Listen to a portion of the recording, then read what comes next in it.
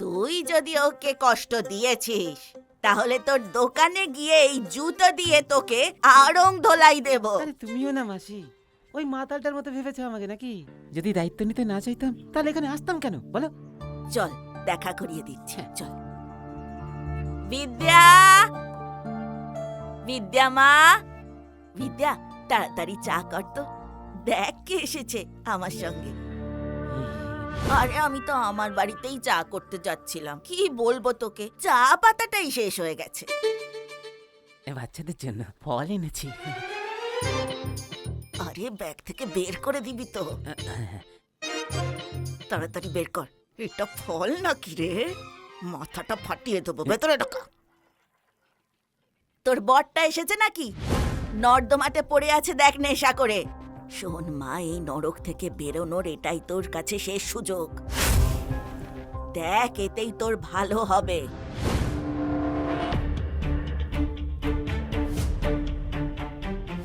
মা, বাবা এসে গেছে।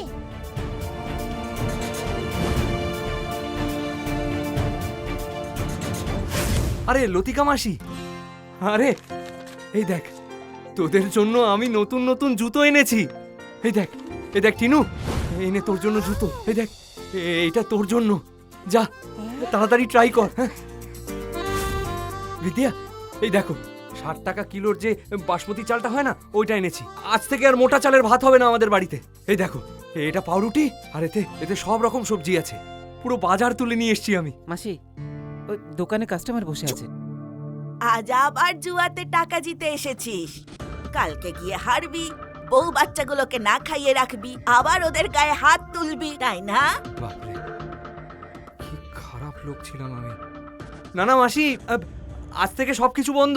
না নেশা করব, না জুয়া খেলবো, আর না ওকে মারবো। আমি তো বলবো যে ওই খাটের তলায় না একটা বোতল আছে, হাফ বিদেশি বোতল, ওটা তুমি নিয়ে নাও। আমি জানি তুমিও তো মাঝে মাঝে একটু খাও, তাই না? এ কি বলছিস রে হতচ্ছাড়া? আমার এত খারাপ দিনও আসেনি যে তোর দেওয়া ইংরেজি বোতল দিয়ে আমার দিন কাটবে। তোর জুয়ার টাকা আমি ছোঁবো না, বুঝতে পেরেছিস? নীল, সত্যি করে বলো, এসব কেনার টাকা তুমি কোথা থেকে পেলে? পরিশ্রম করে বিদ্যা, সততার সাথে, সম্মানের সাথে। তোমার দিব্যি। এই আমার মেয়ের মিথ্যে দিব্যি খাবি না, হ্যাঁ? আমার তার কেটে গেলে তোকে কিন্তু আমি টাকলা বানিয়ে দেব। তাহলে তোমার দিব্যি তোরা, খাচ্ছি। আমার এত খারাপ দিন আসেনি, আমি আরো 50 বছর বাঁচবো। 50 কেন, 60-70 বছরেও তুমি কোথাও যাবে না মাসি, কারণ আমি তোমার মিথ্যে দিব্যি খাচ্ছি না। আসলে কি হয়েছে বলো তো, তোমরা তো এই প্রথমবার দেখলে যে আমি পরিশ্রম করে কিছু একটা কিনে এনেছি, কিন্তু কোনো ব্যাপার না, আস্তে আস্তে না সবার অভ্যেস হয়ে যাবে। আচ্ছা, এই ভদ্রলোককে নমস্কার। আমি ওই এই চুপ কর তো, ও অনেক বড় মাপের মানুষ। আমাদের বাজারে ওর সব থেকে বড় সেলুন আছে, আর তুই মাসে যা রোজগার করিস সেটা ও পার ডে রোজগার করে। আর ওই আমাদের বিদ্যার জন্য সঠিক মানুষ। কি সব বলছো তুমি? ও তো আমার বউ।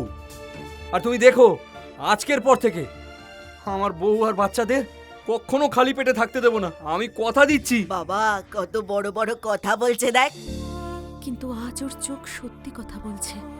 হে ঈশ্বর, মেয়েগুলো নিজের পায়ে নিজে কুড়ুল মারা কবে বন্ধ করবে বুঝতে পারি না। এবার তুমি দেখো কি করবে। তুই হা করে কি দেখছিস? ফ্যামিলি পিকচার চলছে নাকি? হ্যাঁ, চল এখান থেকে।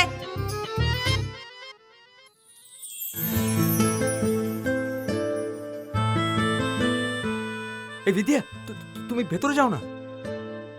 এই বাচ্চা পার্টি, আজ খাবার আমি বানাবো। বাবা, তুমি?